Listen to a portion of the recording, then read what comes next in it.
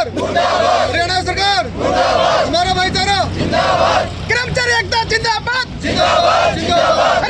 हरियाणा सरकार, हरियाणा सरकार, हमारा भाईचारा, कर्मचारी एकता जिंदाबाद, हरियाणा।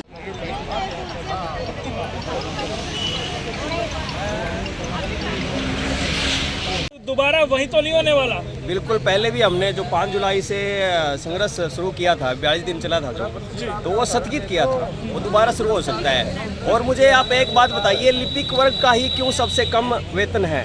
आप और वर्ग को देखोगे, सबसे जो वेतन कम है वो लिपिक वर्ग का है। हमारे साथियों की पंचकूला गुड़गांव फरीदाबाद 200 किलोमीटर तक वो है, पोस्टिंग है।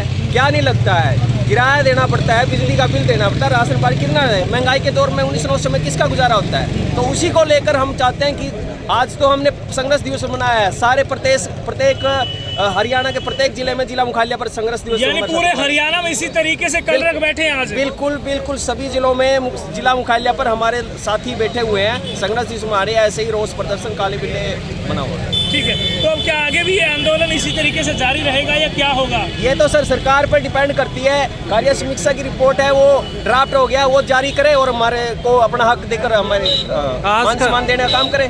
ठीक है, सरकार का कहना था कि भाई आपको जो हक दिया जा रहा है वो ऑलरेडी आपके काम के हिसाब से सफिशिएंट बैठता है। आपका नहीं, ऐसा सरकार ने बिल्कुल नहीं कहा।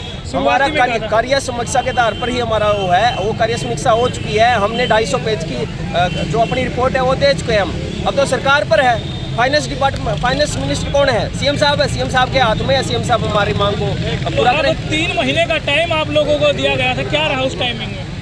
पीएम हमें नहीं दिया, हमने सरकार को दिया था। सरकार ने 5 बंदों की कमेटी बनाई थी, उसको हम अपना जो रिपोर्ट है दे चुके हैं। तो अब सरकार कमेटी की रिपोर्ट जारी करे और हमें मान सम्मान देने का काम करे। ठीक है, नाम आपको? यशवीर चौहान जी।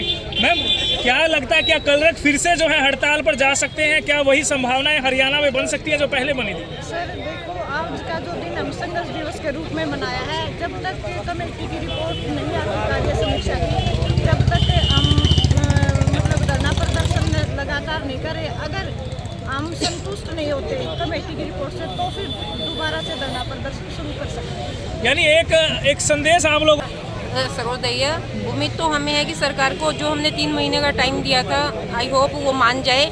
अगर नहीं मानती है तो सरकार की मर्जी, अगर नहीं तो फिर सेम ऐसा ही होगा जो हुआ है।